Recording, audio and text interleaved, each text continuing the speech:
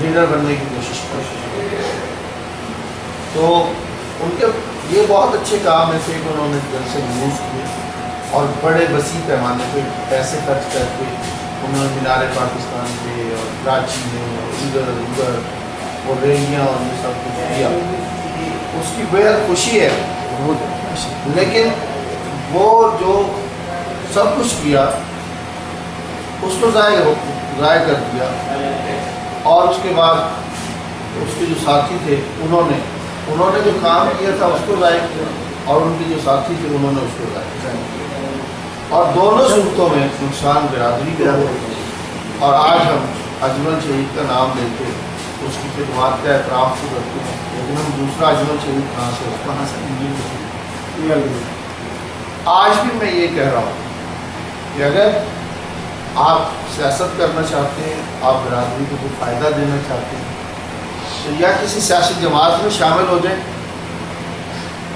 جہاں آپ کی جگہ بنتی ہے, اور اس میں جدوجہد کریں, اور اس میں مقام پہ پہنچ کر برادری کے لوگوں کی جتنی آپ خدمت کر سکتے ہیں کریں. خدمت انسانیت کی کریں, انسان میں سب آتے ہیں, لیکن اگر برادری کے آدمی 4 آ جاتے ہیں تو آپ ان کو رسپیکٹ دے سکتے ہیں کیونکہ آپ ایک مقام پہ بیٹھے ہو.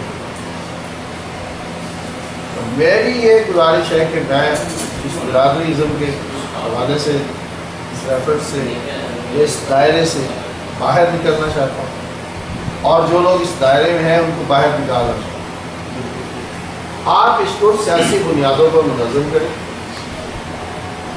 اور اس کے بعد آپ کو الیکٹرانک میڈیا بھی انوائٹ کرے گا. آپ کو کسی اخبار میں چھاپنے کی ضرورت نہیں ہوگی, اخبارات آپ کو خود چھاپیں گے.